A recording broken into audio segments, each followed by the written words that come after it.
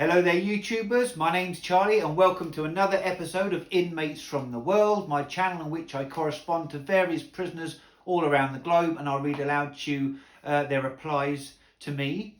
I've been doing this for, well, this goes back to many years ago, but I'm doing this because I have over 20 years experience working in mental health and because I'm currently studying forensic psychiatry.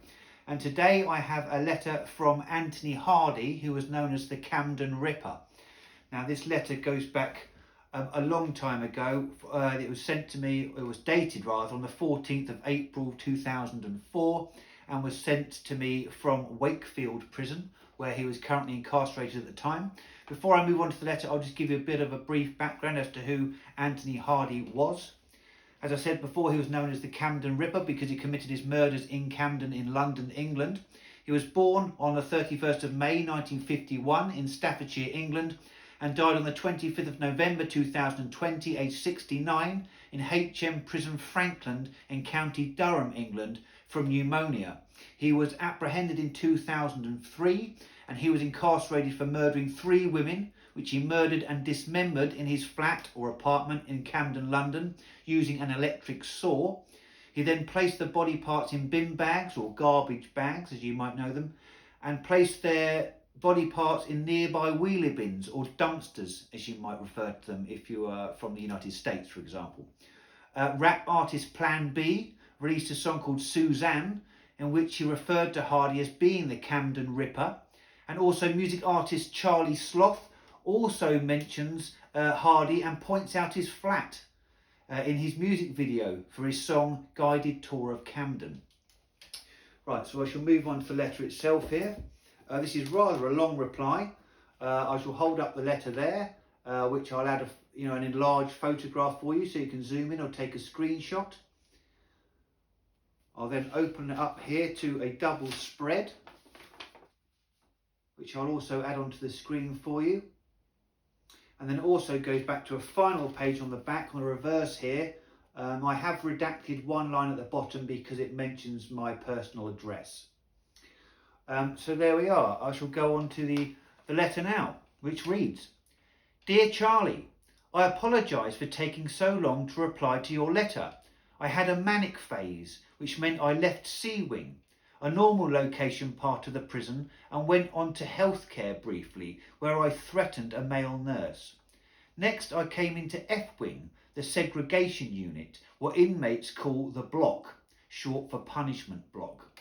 Not content with that, I lost my cool 10 days ago and was put in a close scrutiny cell in the basement with no creative comforts at all, 2 exclamation marks. It had a camera in the ceiling. When I get the video, I'll send you a copy. I'm much more relaxed now, but the phase I've just been through is similar to the ones in which I killed my victims. Please explain if this is why you wrote to me. Are you interested in my crimes, my motives? Please explain in some detail what you wish to know about me and why. I'm naturally suspicious of a stranger writing to me after such negative publicity! Exclamation mark. I have a copy of an artist's impression from the Old Bailey, which looks like Mr. Potter in A Wonderful Life, the movie starring James Stewart. I have seen it and loved it. Jimmy Stewart, rest in peace in brackets, was a hero of mine. I liked Harvey, where he was an alcoholic accompanied by an invisible rabbit. I love art, painting, collage, drawing. I'll send you an example if you wish. If your birthday is coming up soon, I'll make you a card which will relate to what you've told me about yourself. Number 1. I do like most forms of music. Euphoria, garage, modern dance music, The Stones, Led Zeppelin, Meat Loaf, Deep Purple. I have a CD of 80s classics. I saw Elton John and T-Rex at Imperial College in 1971. Roxy Music and Enya are relaxing. I can appreciate Elvis Presley, jazz and classical when I'm in the right mood. The only music I don't like is rap, except for Black Eyed Peas. CDs are very expensive now though. 2. Do you read? Have you read Dick Francis's novels about stables, horse racing, detective fiction? I've read about 20 of his books, so I know a little about your lifestyle. It wouldn't suit me. Again, he's referring to my time as a stable hand, in which I was looking after horses, I was grooming them, feeding them, leading them in and out of stables, etc. I became a townie in 1970 and didn't leave London once from 1992 until last year, when I was sent to Rampton Hospital in Nottinghamshire.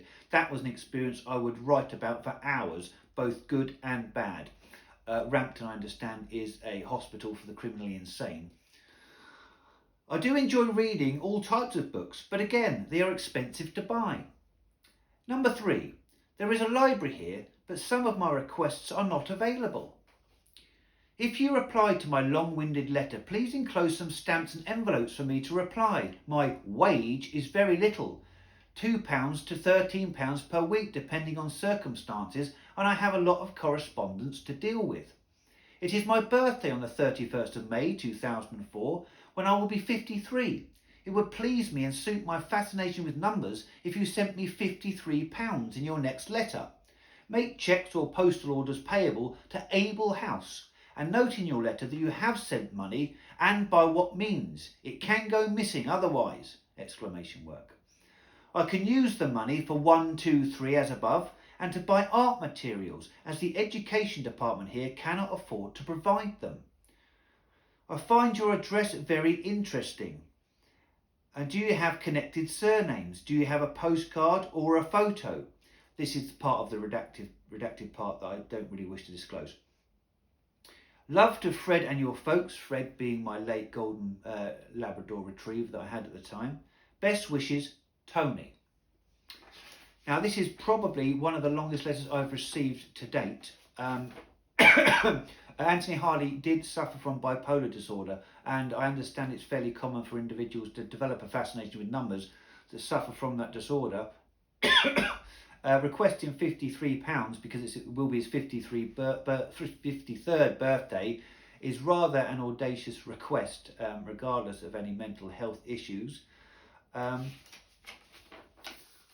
He seemed to have answered most of the questions that I actually initially put to him in the letter, and he was a little suspicious to why I would write to him, as was Dennis Nielsen. If you relate back to one of my earlier issues, he did seem to be mildly unsettled by the fact that I suddenly wrote to him.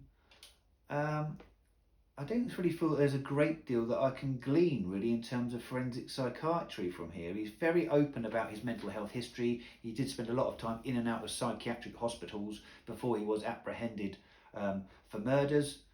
And that's pretty much it, all I can say there really. But thank you so much for watching. Please like, subscribe and share this video, and I'll see you on the next one. And as always, love each other and look after each other.